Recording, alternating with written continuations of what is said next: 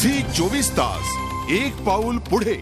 प्राध्यापकांचा संप आज मिटण्याची शक्यता आहे। उच्च शिक्षण मंत्री राजेश टोपे यांनी एम फुक्टोच्या कार्यकारी समितीबरोबर आज एक बैठक बोलावली आहे। आज या संपाचा 75वा दिवस आहे। प्राध्यापकांच्या संपासंदर्भात अभाविपने 3 एप्रिलला हायकोर्टात याचिका दाखल केली होती। त्यावरील सुनावणीवर हायकोर्टानं सरकारनं चर्चा करून तोडगा काढा असे आदेश दिले। आदेशामध्ये उत्तरपत्रिका तपासणीवर परिणाम होता कामा नये असंही म्हटलंय। या पार्श्वभूमीवर ही बैठक महत्त्वाची मानली जाते। त्यामुळे आजच्या बैठकीत काय निर्णय होतो याकडे सगळ्यांचं लक्ष आहे। आपण याबाबत अधिक माहिती घेऊया आमच्या प्रतिनिधी दीपाली जगताप यांच्याकडून। दीपाली, आज प्राध्यापकांचा 75वा दिवस आहे संपाचा।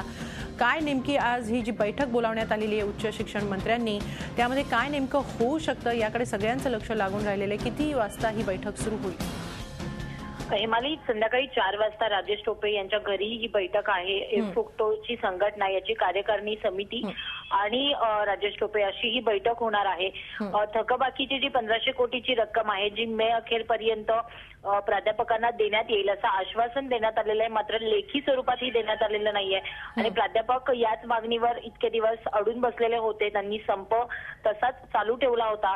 लेखी आश्वासन या जर बैठकीत देण्यात आलं किंवा लेखी स्वरूपात देण्यात आलं, तसंच नेटसेटचा जो मुद्दा आहे तोही जर मागणी मान्य झाली तर 74 दिवसांपासून सुरू असलेला हा संप आज मागे होण्याची शक्यता आहे। नक्की, धन्यवाद दीपाली आपण दिलेल्या या माहितीबद्दल। आज 75 दिवसानंतर संप मिटण्याची चिन्ह दिसू लागलेली आहेत, कारण उच्च शिक्षण मंत्री राजेश टोपे यांनी संध्याकाळी 4 वाजता एम फुक्टोच्या कार्यकारी समितीबरोबर एक बैठक बोलावलेली आहे आणि या बैठकीत काय निर्णय लागतो याकडे सगळ्यांचं लक्ष लागून राहिलं आहे।